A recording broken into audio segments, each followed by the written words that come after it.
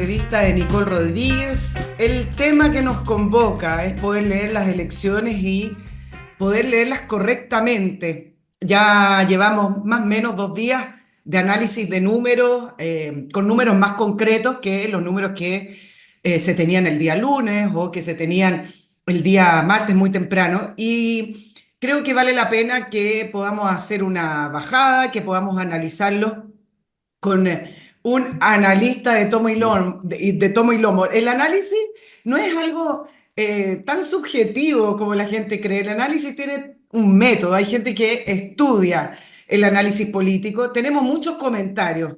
Uno mismo hace muchos comentarios, pero el análisis tiene una metodología y para eso, porque es de los pocos analistas que efectivamente lo son. Estamos con Guillermo Holzman, analista político, director de Analítica Consultores Académicos de la Universidad de Valparaíso. Guillermo, bienvenido a la entrevista de Nicole Rodríguez. Tú sabes que después de las elecciones me gusta tener el panorama más claro y también a nuestros auditores que me escribieron durante el fin de semana para poder leer lo que ocurrió en esta larga jornada electoral. ¿Qué tal, Nicole? Un agrado saludarte, un agrado poder compartir contigo y con todos tus seguidores que aumentan semana a semana, que según Así uno es, empieza a mirar, así que vamos bien. felicitaciones. Sí, no, vamos bien y eso se aprecia. Y también da cuenta de que hay muchas personas que desean escuchar cosas mucho más razonables, mucho más pausadas y mucho más profundas también en términos de análisis y de ver cuál es la fotografía política que tenemos en nuestro país y en el mundo. Sí, y leí algunos análisis y simplemente yo mirando los números digo, ya te los voy a comentar en la entrevista, esto no va por ahí. Hay muchas veces comentarios forzados con respecto a los análisis para poder hacer un punto político. Ni siquiera me refiero a quienes son presidente de partido, de los propios partidos políticos que tienen que buscar una arista para mostrarse ganadores o para mostrarse no tan perdedores en el caso del oficialismo, pero de analista uno ve que hay cierta intencionalidad a veces con el hecho de analizar, pero con un punto de vista totalmente claro, ¿no? Que no sé si te pasa Exactamente. también. Sí, sí, no, me pasa, bueno, muchísimo. Es decir, hay muchas personas que se dedican a análisis, pero que lo hacen desde una trinchera, ya sea de la izquierda a la derecha, de un partido determinado, etcétera, o de sus propios intereses personales, o corporativos, o incluso empresariales. Entonces, yo te diría, la verdad es que, digamos, y eso es válido, y uno debe entender que eso es exactamente válido, pero cuando tú haces análisis también tiene, y tú lo decías bien, una cierta metodología, unos ciertos elementos que uno va tomando y ordenando adecuadamente para que después quien te escucha diga, o sea, si yo junto las piezas de esta manera, significa esta otra cosa. Entonces, esa es un poco la idea del análisis, no decir la verdad, sino que ordenar los elementos de una forma de tal manera de que la persona que te está escuchando tenga mejores elementos para poder tener su propia opinión. Claro, es válido, pero mientras uno sepa desde dónde viene. Mira la discusión, uy, me estoy cambiando de tema. Mira la discusión que se está dando en las editoriales norteamericanas, como el Washington Post, que no quiere apoyar ningún candidato. En Estados Unidos es muy clásico apoyar candidatos desde las editoriales de los diarios, pero tú ya sabes desde dónde viene Así ese es. apoyo, esa opinión. En Chile, en general, nadie dice nada, pero al final lo dicen todos. Dos cositas antes de ir de lleno a esta metodología y poder hacer la bajada. Aros Lavanda, ustedes ven, estoy luciendo un diseño de autor.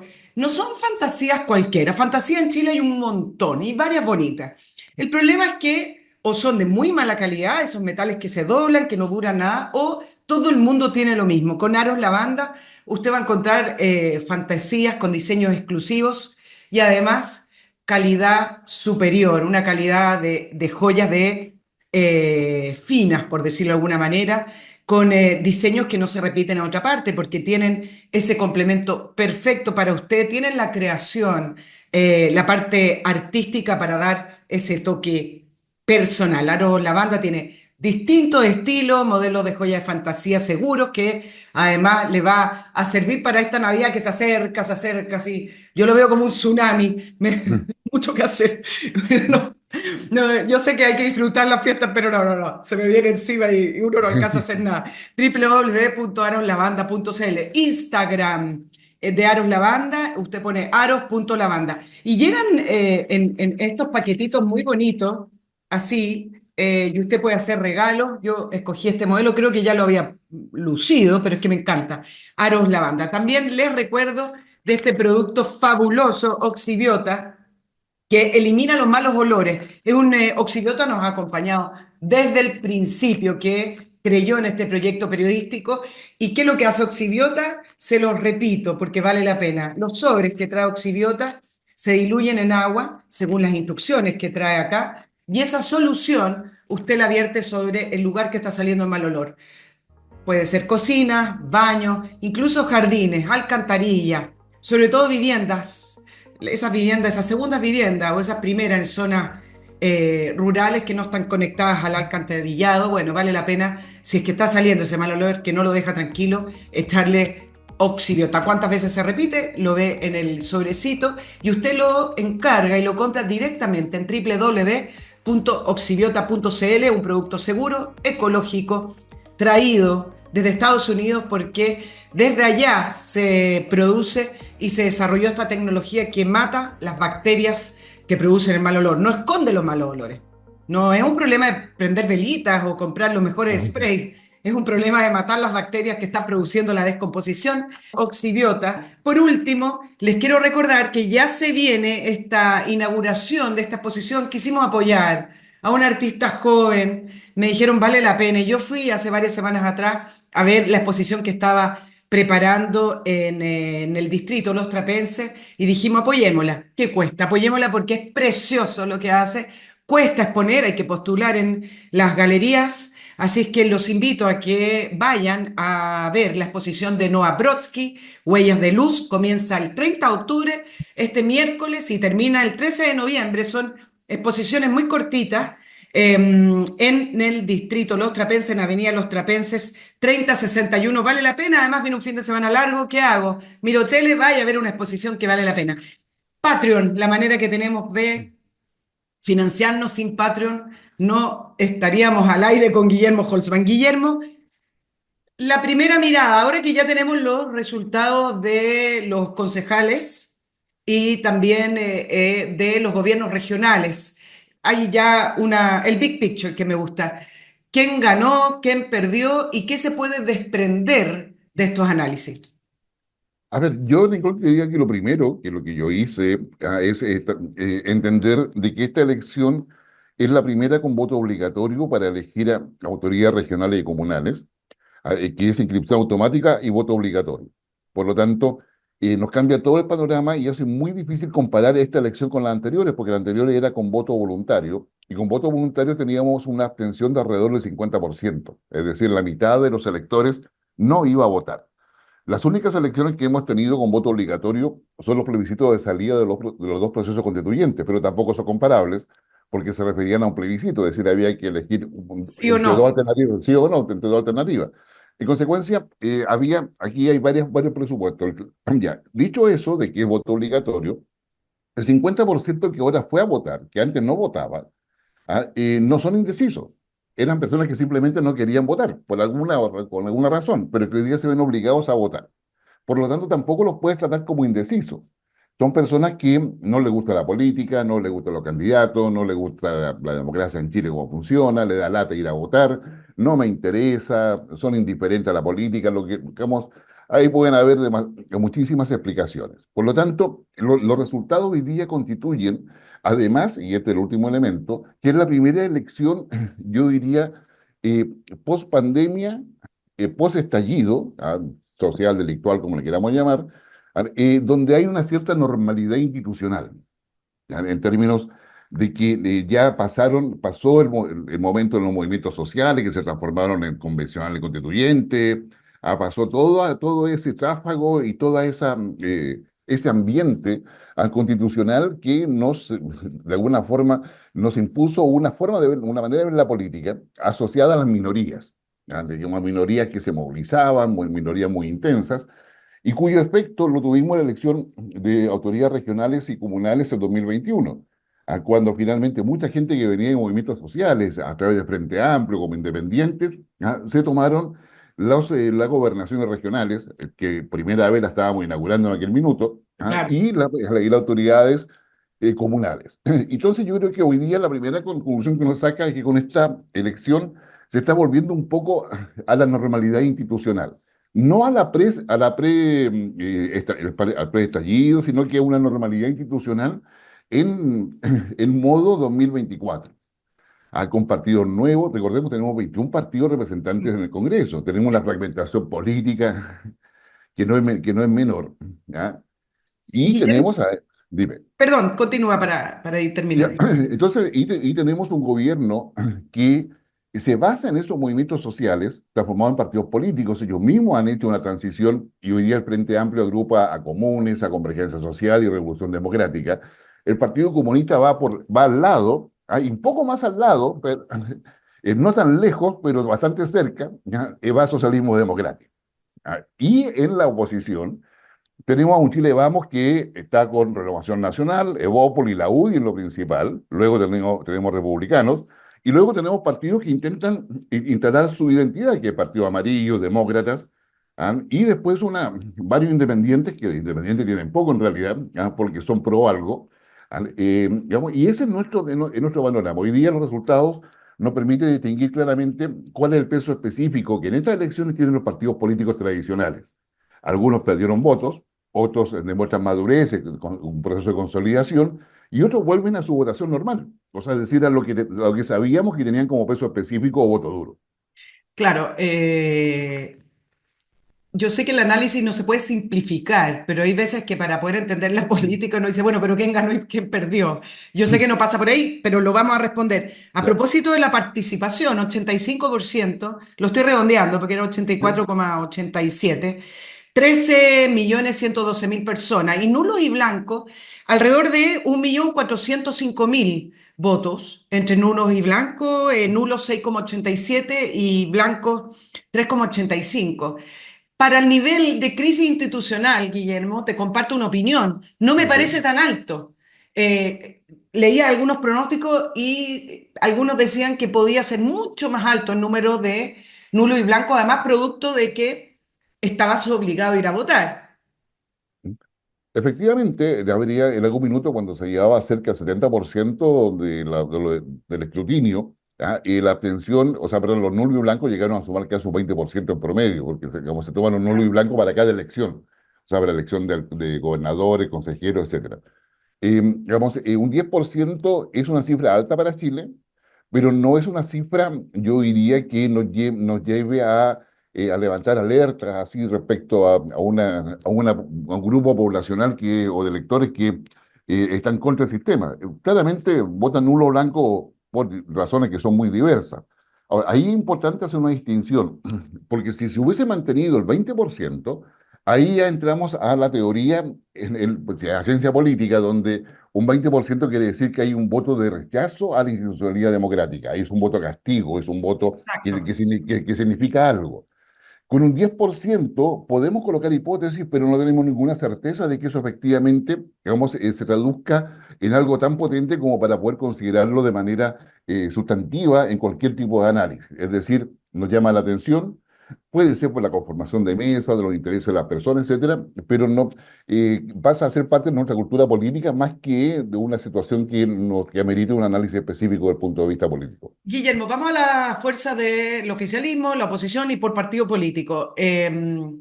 Pareciera ser que esta elección, más bien para el oficialismo, para la izquierda en Chile, tenía que ver con contener el avance de la derecha. Y en esa línea es que están con cuentas más o menos alegres, es decir, pasaron el temblor y no se les cayó todo, se les cayó algunas cosas. La proyección también para el nivel de crisis que vive el gobierno desde el punto de vista, no solo el caso Monsalve, sino que tiene un rechazo del 65% del presidente Boric, no han avanzado en sus famosas reformas para el cambio. Entonces, al parecer, las cuentas que sacan ellos es que ya pasaron el tornado y destruyó algunas partes, pero no todo lo que pensaban. ¿Es así o el oficialismo está sacando esas cuentas alegres de una manera exagerada porque no debiera? A ver, yo creo que el oficialismo pasó desde que fue electo, que iba en un yate, para colocarlo en términos navieros, pasó a un bote de pesca, que se yo, a un barco de pesca, y intentó ahora en las elecciones ir de pesca de arrastre. Como de alguna forma, con algún orificio que le colocaron un corcho para que no entrara el agua al bote. Es decir, en términos concretos, no se hundió. No se hundió ahí teniendo presente de que están en el tercer año, de que no tienen tanta gente como para poder hacer reemplazos ministeriales, por ejemplo, pensando en que su proyecto transformador sigue vigente a través de los distintos ministerios en términos sectoriales. Ahí está toda la discusión sobre la permisología, está todo aquello que no tenga que ver con ese concepto de globalización selectiva que tiene el gobierno, son proyectos que se rechazan en alguna instancia burocrática. Este gobierno lo que ha hecho es tomar el control burocrático del Estado. En consecuencia, las autoridades no son las que deciden, sino que los controles burocráticos del Estado, que ahí es donde se distribuye entre la persona del Frente Amplio y el Partido Comunista particularmente. Es decir, acá lo que han hecho en los 3 años es tomar el control burocrático. Y eso afecta a las inversiones porque solamente se dejan pasar aquellas que coincidan con ese concepto de globalización selectiva, al que es pro medio ambiente, pro acá, pro derecho, por garantía, etcétera, de género, diversidad, etcétera, varios elementos que son los que definen todo eso. Por lo tanto, yo diría que el gobierno, después de estas elecciones, mantiene el control burocrático del Estado. Lo pierde en algunas comunas, pero son más de 40 comunas, de hecho, ya, pero en las comunas más importantes, el caso de Maipú, Bodanovich no podría haber sacado esa gran mayoría si no es por la cantidad de plata que le pasó al Estado. La Secretaría de Desarrollo Regional invirtió mucha plata en calle, infraestructura, etcétera, que le inauguró justamente dentro de los 2 meses anteriores a la elección. ¿Ya? Y varias otras comunas lograron también lo mismo. Perdón, Guillermo, perdona que te interrumpa, porque te voy a hacer una pregunta así más puntual. Después seguimos con ese ¿Ya? análisis que me interesa. ¿Es tan sensible el voto a que si un alcalde en 2 meses, después de 4 años, empieza a inaugurar calles, la gente va a votar por él? ¿Es así de sensible? No, no es tan así. Digamos, lo Ya. que hizo tanto en el caso de Bodanovich como Ripamonti y otros también, descubrieron que si se alejaban del gobierno, tenían mayor empatía con la ciudadanía. En consecuencia, jugaron eh, a sus condiciones personales, ¿ya? Qué sé yo, pero tomaron diferencia al gobierno. El gobierno se cuidó de no apoyar a autoridades, el gobierno se cuidó mucho en términos de mantener el poder como tal. Y un presidente Boris que desea que el Frente Amplio gire alrededor de él. Entonces, yo diría que acá hay una serie de cosas, pero los casos que más conocemos, Ripamonti y Bodanovich se dedicaron a tomar distancia del gobierno y con eso obtuvieron el apoyo que necesitaban. Y en el caso de Maipú hay mucho más que decir porque venía de una administración anterior que Desastrosa. nefasta, si tú quieres. Claro, nefasta. Entonces, Bodanovich tenía, y además su característica personal, Bodanovich lleva años asociado a la ayuda social, como que se, Sí. entonces tiene todo un compromiso y una trayectoria en eso, pero también tiene independencia. Recordemos que fue el primer alcalde que a todos nos llamó la atención, que siendo cercano al Frente Amplio, dijo que los militares tenían que salir a la calle. ¿Ya? Entonces, Maipú y dejó a todos marcando ocupados y todo el mundo le encontró razón en aquel minuto. Entonces, yo diría Bodanovich y Ripamonti está mostrando y van a tener que tomar decisiones. Bodanovich ya la tiene como un independiente asociado al Frente Amplio. Ripamonti va a tener que tomar decisiones si efectivamente es una disidente, o cómo va a ejercer su liderazgo dentro del Frente Amplio. Ahí hay cosas todavía que tienen que Me escribirse, pero parece, me eso parece, tenemos. Guillermo, que Ripamonti es menos independiente por el círculo que la rodea que Bodanovich en Maipú. Ripamonti me pareciera que es más dependiente de la figura del Frente Amplio que Bodanovich, que tiene una fuerza o un liderazgo local un poco más independiente que ella. Digo, por el Exactamente. círculo que la rodea. Sí, sí. No, y Ripamonti va a tener que decir si acaso va a ser el nuevo Sharp, en términos de Claro. liderar un movimiento de minoría, o se suma, y tomando distancia del gobierno, o se suma a alguna situación dentro del Frente Amplio y tomar un liderazgo distinto, pero esas son decisiones que tendrá que tomar ella. Pero ¿fue tan desastroso para el gobierno o no? Y cuando digo gobierno estoy hablando del oficialismo, estoy hablando del socialismo Sí, democrático, estoy sí, hablando del Frente sí. Amplio, del Partido Comunista. O realmente no fue tan desastroso como se esperaba sabiendo que perdieron 40 Ya, comunas, sabiendo que perdieron algunas emblemáticas, en ya, dijeron, no son mayoría, la oposición es mayoría. a ver, yo te diría que en escala Richter, que si yo considerando que para nosotros un terremoto grave es de 8 a 10, ellos están en 7. O sea, el nivel de terremoto que sufrieron fue 7. Es decir, lo que pensaban de que en realidad iban a tener el apoyo ciudadano, tal cual les pasó en el primer plebiscito de la Convención Constituyente, de que esa constitución se iba a aprobar, pero obviamente lejos, y el rechazo fue el que fue lejos, ya, digamos, y lo propio pasa con la segunda. O sea, ellos pensaban todavía de que la ciudadanía se iba a dar cuenta de todo lo que el gobierno había hecho y lo iban a premiar con el voto. Y eso no fue así. ¿Qué creo yo? O sea, ¿qué veo lo que yo que pasó? El Frente Amplio, finalmente, dentro de este escenario de voto obligatorio, llega al nivel de votación normal y natural que debe tener. El Frente Amplio, yo diría hoy día, o sea, el Frente Amplio, yo ya tiene un peso que está a ver, alrededor del 15%. No voy a colocar rango, pero alrededor del 15% de la votación dura. Esa es la votación dura que va a votar Frente Amplio, independiente a Bien, quien le coloque de candidato. ¿Ya? exacto. El Partido Comunista también vuelve a sus niveles normales. Digamos, el Partido Comunista tiene un voto duro de un 8% del electorado. ¿Ya? Cualquier cosa que saque más allá de eso es triunfo neto. ¿Ya?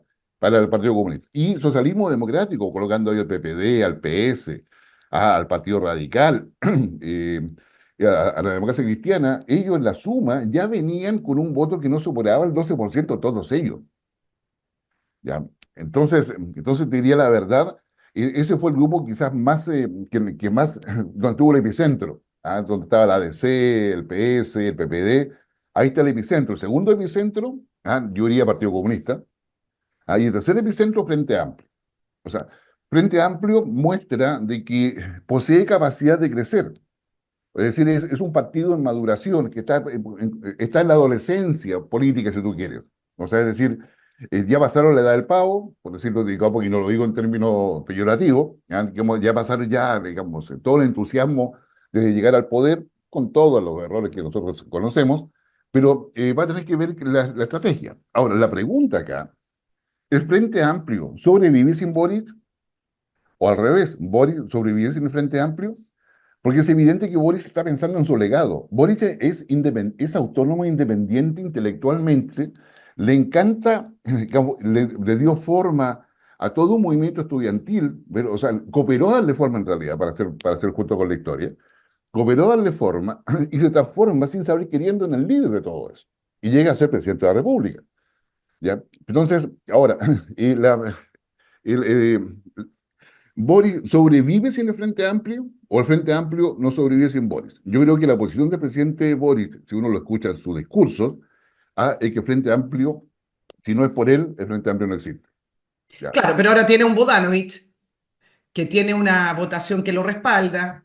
Eh, no sé si Ripamonte, Claro. pero bueno, Ripamonte sacó No, casi 52%, pero surgen ciertos liderazgos que le podrían hacer peso.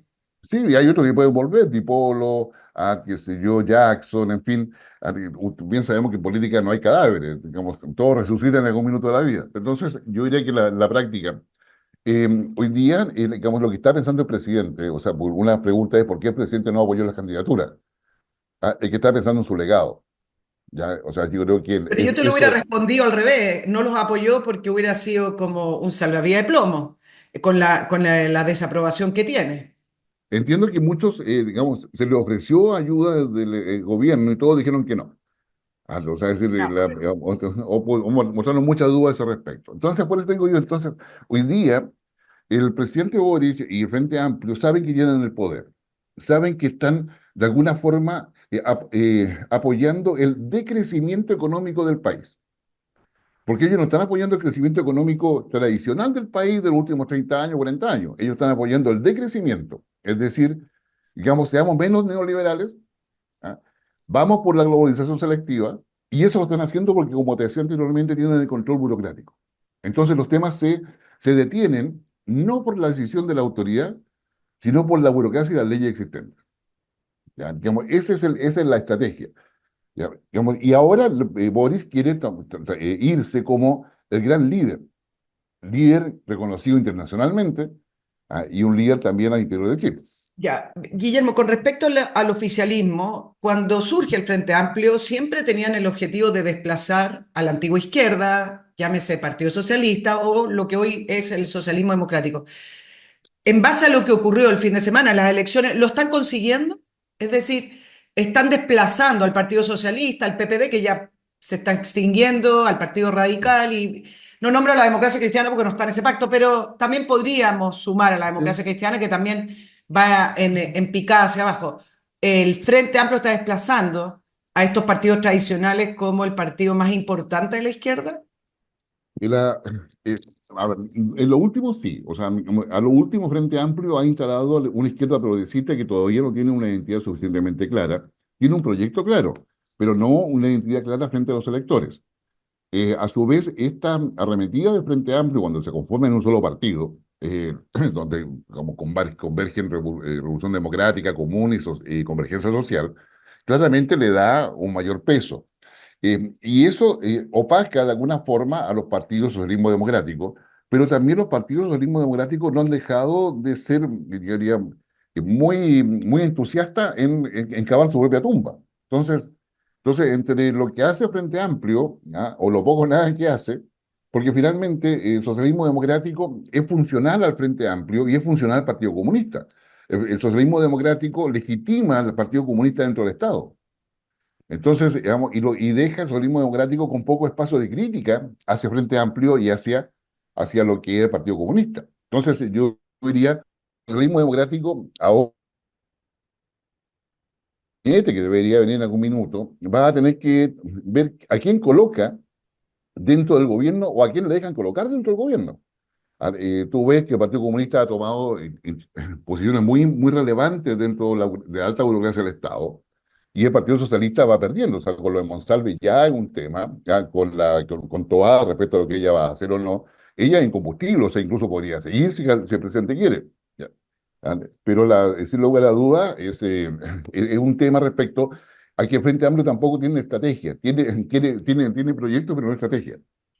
Vamos ahora a la derecha, vamos a la oposición. Antes les recuerdo de Master Cook Casinos, esta concesión de casinos de alimentación con una especialidad que es la más importante, que usted almuerza bien. Usted en los casinos de Master Cook almuerza como en casa. Tienen distintos planes, usted póngase en contacto con Master Cook para explicar la infraestructura que tiene, la cantidad de empleados que tienen y los servicios de alimentación que necesitan. Otra especialidad que la sumamos a la buena comida tiene que ver con la cocina in situ, que usted ve de esa cocina transparente, usted ve cómo se preparan los alimentos, que lo hace todo un lugar muy cálido y además con muy buen olor. Con Master Cook usted almuerza como en casa, www.mastercook.cl o ventas@mastercook.cl. Guillermo, vamos a la derecha, mejoró, obtuvo una victoria, pero ¿fue la magnitud de la victoria que se esperaba o fue menor? Yo creo que fue menor, o sea, es decir, yo creo que la derecha tenía mucho más expectativas respecto a eso, y ahí dentro de la derecha del Partido Republicano particularmente.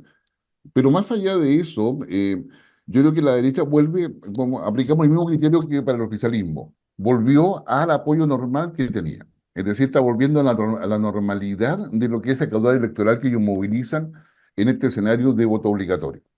Es decir, entonces la derecha ya respiró respecto a todo lo que pasó con los procesos constitucionales, después de lo que pasó en el gobierno de Piñera con el estallido. Ya la derecha está recuperando, yo diría, digamos, un peso específico. Y ahí la mayor solidez se ve en Renovación Nacional con todos los problemas internos. O sea, y probablemente el hecho de que Renovación Nacional sea percibido como un partido muy diverso internamente, sea su propia, no sea una debilidad, sino que sea su fortaleza. Aquí un poco es lo que una hipótesis que uno maneja respecto a los resultados que obtiene. La UDI, digamos, no pierde, digamos, la tendencia a la baja que ya ha mostrado, que traía de mucho antes, te hablando preestallido. Partido Republicano ya, digamos, llegó a la adolescencia política, que se logra por primera vez los concejales. Ellos pensaban que todo se iba a dirimir en esta elección a raíz en torno a los conceptos o los ejes de seguridad y gestión. Y no fue tan así. La seguridad sí fue importante, sí, sin lugar a dudas, pero también ha sido la economía, también ha sido el rol del Estado. Entonces, el republicano pensaba tener mucha mayor presencia electoral. Un poco, yo diría que es la, lo dejó el último proceso constituyente. De alguna forma, o sea, no, somos mucho más potentes. El Partido Republicano es un partido que está alrededor del 10% de la votación. Probablemente hoy día está un poco más arriba. De Renovación Nacional, está alrededor del 15 a 20%. La UDI baja alrededor del 12%. Entonces, digamos, tenemos hoy día los partidos, yo diría, con su peso real, y eso es lo que debiera mover un poco, en parte al menos, las alianzas futuras Pero, presidenciales. Guillermo, en concejal, el Partido Republicano sacó más que Renovación Nacional. El Partido Republicano no alcanzó a ser más fuerte que el Chile Vamos, desde el punto de vista de concejales, pero el partido más votado fue el Partido Republicano. Sí, exactamente, y por eso digo yo, o sea, el Partido Republicano llegó a la adolescencia, ya salió la pubertad, está en plena adolescencia, acercándose a la mayoría de edad. ¿Ya? Y eso quedó reflejado, pero eso también tiene que ver con la estrategia del Partido Republicano, que optimizó la votación en concejales, ¿no es cierto? Y en consejeros regionales también no le fue mal, y la poca estrategia de Chile Vamos para poder apoyar concejales. O sea, digamos, la verdad que focalizarse un poco más allí. La selección de candidatos fue mucho más eficiente de parte del Partido Republicano que de parte de Chile Vamos, de partida. O sea, y la eficiencia se notó en la votación, en definitiva. Guillermo, si, yo sé que la política no es aritmética, no es sumar, pero en algunas regiones, tanto en gobernadores regionales como en alcaldes, uno decía, bueno, si la derecha hubiera ido unida con el Partido Republicano, no van a segunda vuelta, ganan de una, y hay alcaldes que hubieran salido electos. ¿Cuánto Así es. influyó la división y si es efectivo, según los números que tú pudiste analizar, si en esta oportunidad republicanos hubiera ido junto a Chile Vamos? Si hubiera sido esa gran victoria, esa arrase de la derecha por sobre la izquierda. Uy, a ver, sin lugar a dudas, aritméticamente, si hubiesen ido unidos, teóricamente lo hubiesen ido mejor, pero yo creo que si hubiesen ido unidos, no serían creíbles. O sea, es decir, ya lo tuvimos hace décadas atrás, que si la UDI Renovación, como en un partido que se llamaba Unión Nacional, y que finalmente termina colapsando electoralmente y políticamente, y con una cantidad de conflictos que te lo encargo en aquellos años. Pero la verdad es que hoy día lo que tenemos es una derecha, y eso incluye también a republicanos, y por supuesto a todo el resto que está en la derecha, sin propuestas adecuadas para el momento que la ciudadanía percibe que se está viviendo. Entonces, yo diría, mira, a ver, te pongo el ejemplo en Uruguay, que hubo elecciones este fin de semana también, ¿ya? ¿Ya? En Uruguay está el Frente Amplio, que es progresista, muy parecido al de acá, que bueno, de acá saca la idea ahí en realidad, ¿ya? Perdona, pero me parece que el Frente Amplio de Uruguay es un poco más central, más Es que, socialdemócrata, más eh, exconcertación. El Frente Amplio acá me parece que es más de izquierda radical. sí, pues sí, por eso digamos, se llaman igual, tú tienes razón, digamos, es la idea, Sí. sí, pues lo que digo que la izquierda de Uruguay, termina, yo diría, pasando segunda vuelta ahora, tomando el ideario económico de la derecha. Con algunos matices importantes, es decir, era importante, era impresionante. Digamos, nuestro Frente Amplio acá se va completamente a un modelo alternativo que no existe en el mundo. Entonces, sí, ese es el problema y la gente no tiene por qué entender eso, pero la propuesta de decrecimiento que tiene el Frente Amplio, de globalización selectiva, no existe en el mundo aplicada en ninguna parte. O sea, es así de Bueno, simple. la constitución que proponían tampoco, pero, Exacto, por eso digo yo. pero desde el punto de vista de los resultados, tú dices que no se puede hacer esa proyección tan matemática, es decir, si hubieran No. ido unidos, hubieran arrasado la derecha. Sí, la derecha, digamos, si Republicano y Chile Vamos, o los otros partidos que estén ahí, van a una primaria para tener un candidato único, serían creíbles, Sí. ¿ya? Pero si negocian un candidato en una oficina cualquiera, digamos, que si yo, no van a ser creíbles. Entonces, Republicano obtiene esta madurez política porque se hace creíble, es coherente. O sea, es coherente respecto a las personas que están ahí, es coherente respecto a las pocas ideas que propone. ¿Ya? Entonces, porque lo que ellos proponen es eficiencia del Estado. O sea, pero respecto, o sea, si el Estado es eficiente, vamos a tener desarrollo. Entonces, aquí se necesita o se requiere, yo diría, una bajada de la derecha en general, tanto republicanos como de Chile Vamos, un poco más de ideas propositivas acorde a lo que está pasando en el mundo y lo que la ciudadanía percibe que se requiere. Guillermo, pero desde el punto de vista de control territorial, entiendo que la derecha, por primera vez, que tiene alrededor de un 38%, faltan Así los es. gobernadores regionales, vamos a 11 segundas vueltas, es bastante lo que puede cambiar también el mapa de control territorial, pero hasta el minuto entiendo que eso es un número superior a lo que estaba acostumbrado Así es. la derecha. Por eso, yo diría, acá hay un rechazo, que se quiere o no se quiere, del elector respecto a la transformación de la izquierda progresista. Frente a eso, vota por un Chile Vamos que le atrae porque es diverso internamente. Por eso digo yo, o sea, es decir, a lo mejor la diversidad de renovación nacional no es una debilidad, sino que por el contrario es una fortaleza. Pero para eso hay que colocarle más ideas, un poco más de neuronas políticas para poder establecer hacia qué desarrollo se tiene que ir. ¿Ya? Pero es evidente de que acá hay un castigo a la izquierda progresista. Ellos insisten en mantener, o sea, por eso te insisto, ellos han optado por el control burocrático para imponer su modelo. Entonces el presidente te hace discursos que son empáticos, cercanos, que te dice media verdad o media mentira, como quieran mirarlo, el país va bien, va creciendo, etcétera, pero en realidad el trabajo lo van haciendo igual. Entonces, y eso a la gente no le pasa desapercibido. ¿Ya? Bodanovich gana porque es empático y cercano a la gente y toma distancia como de la izquierda, y para la izquierda que está en el gobierno, Bodanovich es un valor. ¿Ya? Entonces acá hay un juego que es mucho más estratégico de parte del gobierno, independiente de la juventud de sus líderes. ¿Cómo se da esta incongruencia, Guillermo, que en algunos municipios el alcalde es de izquierda, pero el consejo municipal va a ser de mayoría opositora o de derecha, o al revés, un alcalde de derecha con un consejo municipal con mayoría opositora? En tres municipios se da, por ejemplo, en el gobierno regional metropolitano la mayoría es republicana, junto con la derecha va a tener un consejo regional mayoritariamente de derecha si es que ganara Claudio Rego. ¿Cómo se da esa incongruencia? En Viña, por ejemplo, ocurrió también con Ripamonti, que ahora el consejo es de mayoría de derecha y con una Ripamonti electa, reelecta. Exacto. Bueno, yo creo que esa es eso en algún instante se explicaba como cultura cívica, como cultura política en términos de no entregarle poder a nadie, y eso también debe entenderse como una señal. No se quiere concentración de poder. Por alguna razón el ciudadano considera y a nivel comunal particularmente, a las personas, a las cercanías, porque lo conoció. A mí me preguntaban en algún minuto, incluso cuando empezaba la elección, decía, mire, el voto comunal en general, dado la cantidad de candidatos que hay, es boca oído. Es decir, como, oiga, ¿por quién voto?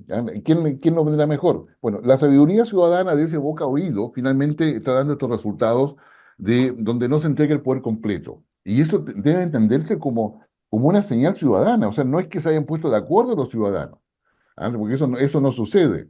Pero sin embargo, su comportamiento electoral lleva a que se bloqueen estos equilibrios y son equilibrios donde ellos no quieren entregar el poder a todos. Entonces, no, normalmente se decide así, yo voto por tal candidato a alcalde. ¿Ya? ¿Ya? ¿Por qué podría votar por concejales? No, pues yo no quiero todo el mismo partido, quiero esto otro. Ya, qué sé yo. ¿Ya? Entonces, esa es más o menos la lógica con la cual votan, por lo tanto debe considerarse como un dato a la causa en términos de que el equilibrio para el ciudadano es importante y no quiere concentración de poder. Guillermo, ¿cuánto afectan las crisis para el voto en estos municipales y regionales? Me refiero a la gran crisis de Monsalve, pero veníamos arrastrando varias crisis, la del Poder Sí, Judicial. ¿Cuánto afecta el caso Fundaciones, por ejemplo? En Antofagasta pasaron dos candidatos del oficialismo para disputarse el gobierno regional. El alcalde de derecha, sí, en el caso Antofagasta, sí. pero del gobernador regional, que está en la mitad del caso Audios, con platas que todavía no entendemos cómo se gastaron y no sabemos dónde están tampoco, pero pasan dos candidatos, de hecho el mismo alcalde reelecto que va a competir con Marcela Hernando, que es independiente, pero es del Partido Radical, ex ministra de Minería del gobierno. Pasan dos del oficialismo a segunda vuelta. Entonces uno dice, a veces afectó y a veces no. Por ejemplo, en el caso de la Araucanía, fue castigada la derecha con respecto al único gobernador que tenían, que era Luciano Rivas. Explícame, ¿Cómo es que uno puede ver si realmente afectan estas crisis, ya sea de corrupción, o ya sea en el caso del Poder Judicial o el caso de Monsalve? Sí, a ver, yo tiendo a pensar, y por ello de mi análisis, de que ya el ciudadano considera que todos son iguales. Claro. Ajá. O sea, es decir, que no hay diferencia entre la izquierda y la derecha. Todos roban igual, al que sé yo, pero yo creo en las personas. Yo creo es porque tienen cercanía. Y él va a ser menos ladrón, ¿Qué o otro? menos corrupto que otro. Porque Ladrón los conozco. conocido, tú querés decir, un ladrón conocido. Exactamente. Lamento decirlo de esa manera, pero la verdad es Una que, que así lo como es, sí. claro, porque digamos, partamos de la base que no todo el mundo quiere estar en política. O sea, es decir, no todo el mundo quiere sacrificarse en política. O sea, uno dice sacrificio porque, claro, si eres electo, tienes poder, tienes recursos, tienes un buen sueldo, pero si dejaste de ser electo, perdiste todo eso. Y tienes que ver cómo sobrevives. Entonces, acá el ser político, digamos, hay incentivos perversos para poder mantenerse. Es decir, los políticos, acá los partidos no tienen grandes fundaciones, no tienen grandes cosas donde tú te puedas ir a refugiar. ¿Ya? En las universidades acá todavía son, yo diría, adolescentes como lo hacen, ¿no? Vente de profesor. No, o sea, digamos, las universidades en países desarrollados tienen fundaciones dentro de las universidades donde ahí se van a refugiar, ¿ya? O sea, vale decir, los aíslas dentro de la propia universidad, hacen un aporte de la universidad, pero sin maquillarlo de nada, sino que simplemente esta fundación es de tal partido, tal otra, ¿ah? Y no tienen problema, ¿no? Pero claramente ser político acá no es tan fácil. Por lo tanto, yo diría cuando el ciudadano se enfrenta a un candidato a gobernador, o sea, un Claudio Rego, ¿qué va a hacer si no es político? ¿Ya? Digamos, entonces, claro, y ahí viene la puerta giratoria con el Estado, viene la puerta giratoria con la empresa. Entonces, yo diría que nos falta todavía transparencia en todo este proceso. Entonces, muchas veces, más vale diablo conocido que uno por conocer. Aplica completamente para que las cosas. Pero la base es que son todos corruptos. O sea, todos tienen algo que ocultar, todos tienen algo al que no quiere que se sepan, y el caso Auto le da razón, qué sé yo, el caso Monsalve, pues, lo que era, parecía, pero ¿cómo pasa eso? Y el feminismo donde quedó, y todo ese tipo de cosas. Digamos, no es distinto a lo que se hizo en gobiernos anteriores para ocultar a un ministro, un subsecretario, etcétera. Pero curiosamente, el caso fundaciones, uno podría llegar a la conclusión de si son todos iguales, ¿no? Y además porque es bastante transversal en el país a través de los gobiernos regionales, en algunas seremías, o como lo ocurrió en Antofagasta. Eh, pero el caso Monsalve, uno podría haber pensado que decir, voy a votar para castigar al gobierno porque acá hubo encubrimiento. Hay algo más concreto, hay algo más Sí. directo, pero Sí, pareciera ser que no afectó. sí, ya, a mí tengo la impresión que el caso Monsalves es que es el que coopera muchísimo a que aumenten los votos nulos y blancos. Es Ah, ok. decir, o sea, ahí el Frente Amplio perdió mucho voto, o sea, perdió voto importante en todo caso. Que ellos no, esto no se lo acepto, no, esto es, pero yo no voy a votar por la oposición, o sea, no, yo no traiciono lo que pienso, así que yo creo que mucho de ese voto nulo blanco viene de ahí. El caso Monsalve todavía no lo tenemos completamente dimensionado con el impacto político que va a tener en las huestes del Frente Amplio. Ahí es el socialismo democrático, básicamente. Pero particularmente el Frente Amplio porque acá finalmente el presidente eh, digamos, asumió la responsabilidad completa de lo que hizo Monsalve. O sea, el presidente pasa a ser, para los efectos de percepción ciudadana, un cómplice pasivo de lo que hizo Monsalve. Entonces esos son elementos que yo diría, todavía el impacto político no lo tenemos totalmente instalado en nuestra realidad política.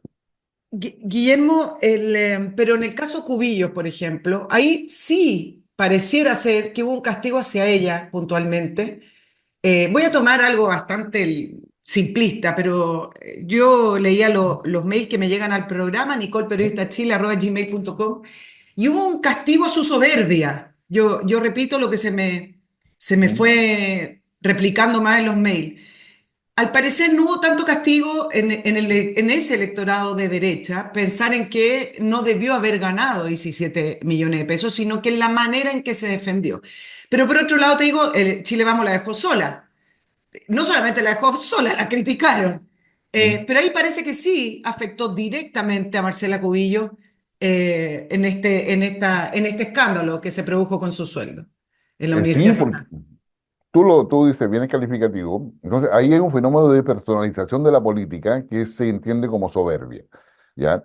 Y ese fenómeno de personalización le afecta a ella directamente, porque ella toma distancia a la UDI, toma distancia a Chile Vamos, o es decir, ella toma una actitud superior a los partidos políticos, a los dirigentes de la derecha, pero ahí también hay mucho más paño que cortar en términos de las relaciones de los dirigentes al interior de Chile Vamos en general, porque todos se conocen desde hace mucho tiempo, donde Marcela Cubillo no es desconocida, donde ahí de alguna forma se cruza también, que fue un tema, entre comillas, el legado de Sebastián Piñera. ¿Ya? ¿Ya? Entonces, ahí había más discusiones dentro del mundillo de los liderazgos políticos de la centro derecha.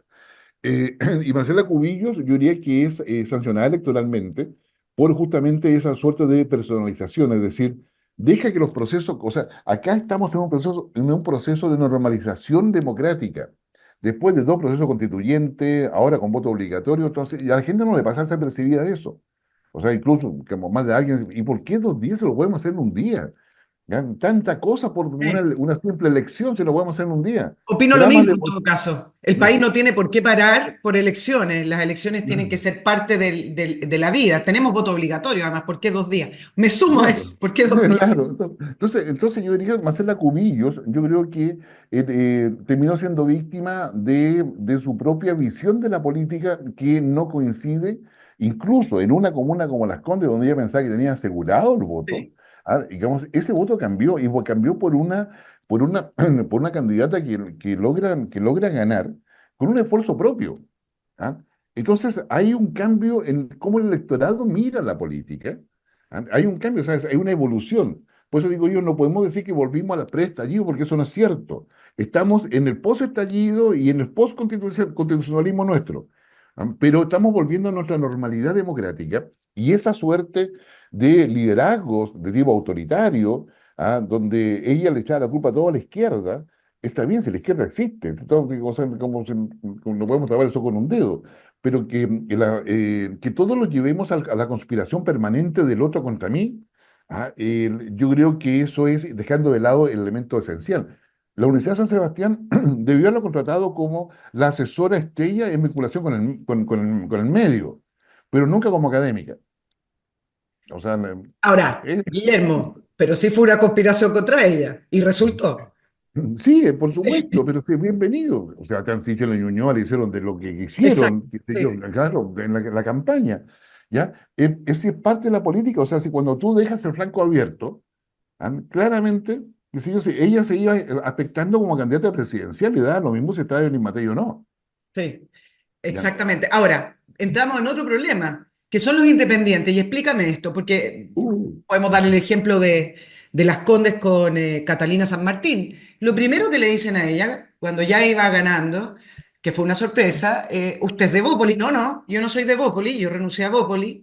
Entonces, entramos en el tema de los independientes. ¿Cómo celebran los partidos políticos o los bloques políticos si una gran porcentaje, no sé si mayoritario, son independientes por o la lista de un partido político o la lista de un bloque político o apoyado por un partido político, pero al final ellos, ¿pueden los partidos políticos o los bloques políticos sumar esas alcaldías en su predio, en su patrimonio y decir, Las Condes es nuestro? Si cuando lo primero que le preguntan a Catalina San Martín dice, no, yo renuncio de Populi, yo no soy de Populi y lo quiero dejar bien claro, dice.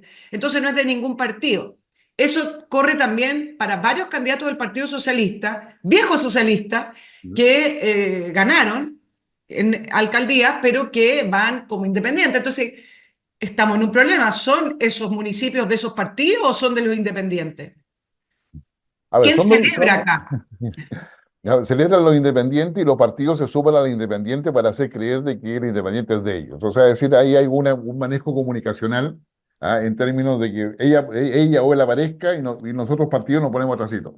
¿Ya? Ahora, a sabiendas de que en algún instante esta persona independiente va a tener que conversar con nosotros, porque el poder político en Chile se ejerce a través de los partidos, y los Mm. partidos son los que tienen los espacios dentro del Estado. En consecuencia, un independiente que pretenda llegar a pedir cosas a la Secretaría de Desarrollo Regional, sin negociar está perdido, es decir, no va a tener los recursos que necesita, Si no conozco a personas ahí tampoco, pero ya sabemos que si yo conozco personas tengo que hacerlo bien, tengo que hacer la relación transparente, la negociación transparente, etcétera. Es decir, las condiciones hoy día se han modificado. ¿Ya? Las Condes venían de situaciones bien complejas, de acusaciones. Vitacura también llama la atención respecto a lo que pasó ahí, digamos que una mayoría no menor. Casi ochenta y dos Y- por ciento Camila Merino. Claro, claro. Que Entonces, también yo ella, ojo que ella también es sí, independiente, pues, por hace eso su digo. 60, sí. Por eso te digo, entonces, ya viene acá, entonces hay un proceso de cambio, o sea, es decir, hay un proceso de cambio que en el electorado, yo diría, en términos em, de nivel medio superior, tanto en términos socioeconómicos como culturales, que supuestamente son los que viven Las Condes, Vitacura, etcétera, hay un cambio en la percepción de la política, ¿ya? Que lleva a estos resultados que hemos tenido. Ahora bien, digamos, dicho eso, el tema de los independientes es una falencia de nuestro sistema de partidos y la selección de candidatos.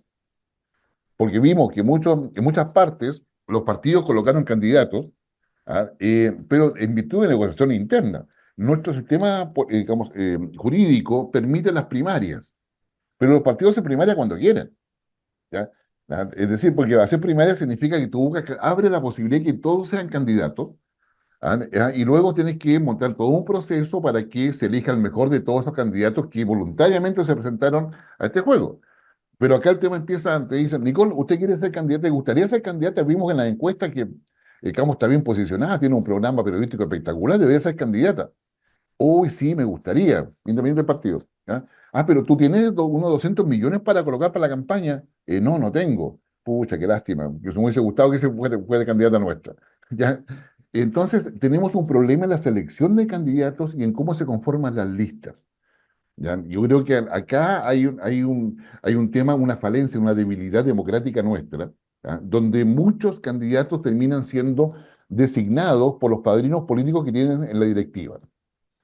O aquellos que desean mirar a alguien, o sea, miremos Puente Alto, por ejemplo, qué sé yo, por decirte Ahí, algo. ahí en Puente Alto también el electorado castigó esa pelea tan burda que hubo en la derecha, ¿no? Sí, O por eso, simplemente era una mala candidata Carla Rubilar y este Matías Toledo era una sorpresa, pero una persona que trabajaba en la comuna y era conocido. ¿Cómo se lee eso? mira, mira, si tú tienes un Matías Toledo, que fue candidato a diputado, con más del 20% de la votación, fue candidato a alcalde con 22% de la votación, Solo, sí. o sea, eso es algo que tienes que preocuparte de él, o sea, es decir, lo- o te lo traes a tu lado, ya como potencial, pero no, o sea, Puente Alto era una pelea entre caciques, qué sé yo, digamos, y todo lo que son los dueños del reino que estaban, que sé yo, en Renovación Nacional. Entonces, era una pelea donde Carla Rubilar, más allá que haya sido buena o no candidata, nunca se perfiló como tal y fue bastante débil, o sea, bastante deficiente todo el proceso con el cual digamos, con el cual la instalan. Y de una comuna que no era fácil, o sea, digamos, nunca ha sido fácil. Entonces, yo creo que hay errores que se cometieron. A Germán Codina había años que lo felicitaban, lo subía al podio, y hay otros que le cavaban la tumba rápidamente. Entonces, entonces yo diría que hay contradicciones políticas de los dirigentes políticos. Claro, y con un senador Osandón que hace exactamente lo mismo que critica, creer que Puente Alto es de él. Y ayer se manda unas Claro. declaraciones diciendo, acá Piñera, no me lo tomen literal porque no estoy hablando entre comillas, pero aquí Puente Alto no es de derecha, es de izquierda y Piñera no era bienvenido, una cosa así, dijo, como diciendo al final de cuentas, Puente Alto me elegía a mí y no era una cosa así, dijo. Bueno, tremendo, tremendo como esa disputa burda, descarnada, territorial, como si fueran dueños de los territorios, les costó la comuna con más votantes, más de 400.000 votantes. Guillermo, dos cosas de lo que viene. Las elecciones de segunda vuelta de gobernadores regionales el 24 de noviembre puede cambiar aún más el panorama en el sentido de que si la derecha logra sacar varios gobernadores de estas 11 elecciones, bueno, 10 porque en Antofagasta no va a la derecha, puede eso sí determinar después para poder decir que la derecha arrasó en estas elecciones o no va a cambiar tanto el No. panorama desde el punto de vista de los números y el resultado. De punto de vista, no va a cambiar muchísimo porque los gobernadores va a ser un triunfo simbólico, sin lugar a dudas. De hecho, gana varios de ellos, sin lugar a dudas va a ser simbólico. Lo van a sumar al discurso, pero un discurso que se va a olvidar muy pronto.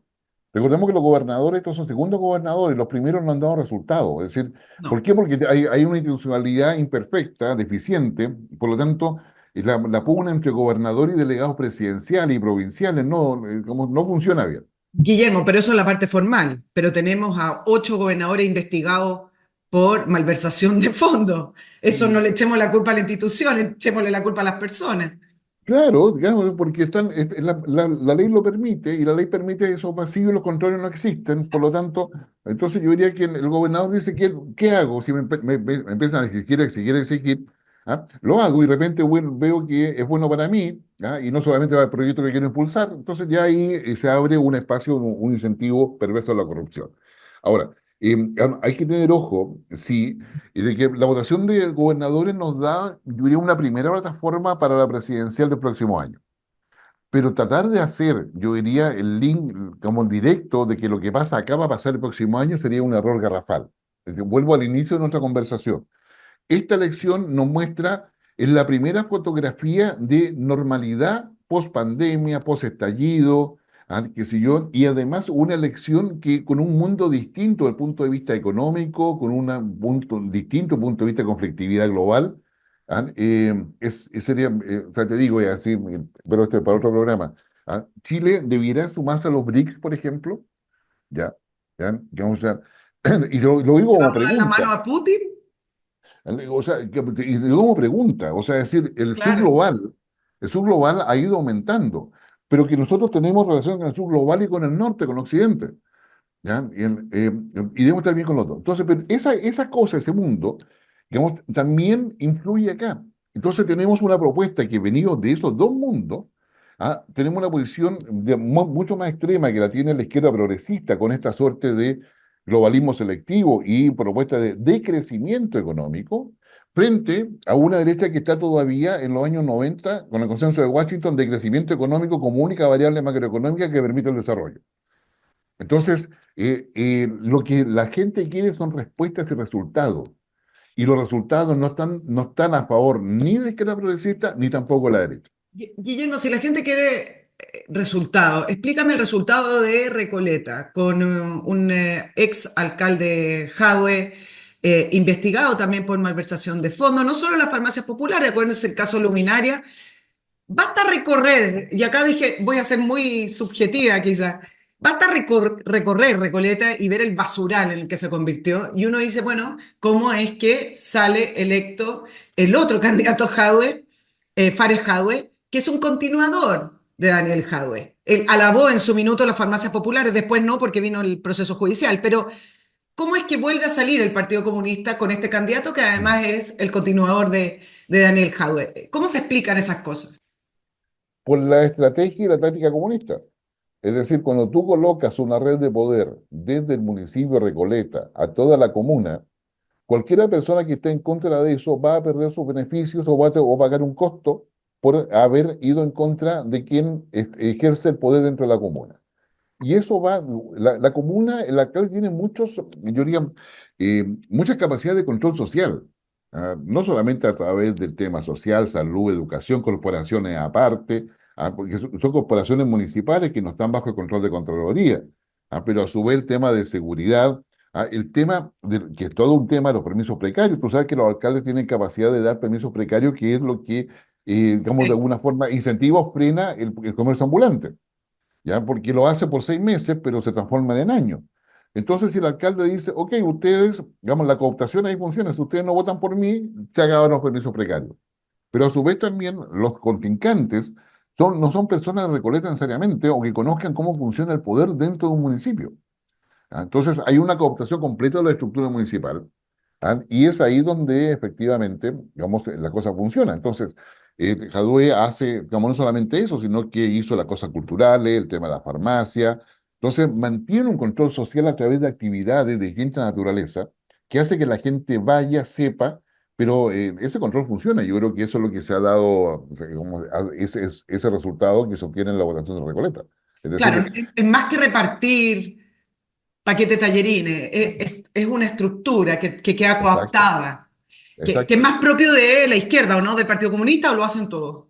Yo diría todos tratan de hacer eso, pero el que tiene más manuales para eso, qué sé yo, de todo tipo de naturaleza, es el Partido Claro. Comunista. Y por último, Guillermo, leí análisis en el sentido que decían que estas elecciones reflejaban que estamos llegando al fin de los extremos, que el voto refleja que la gente quiere más centro. Y a mí me parece que está equivocado ese análisis. Y yo no lo veo así.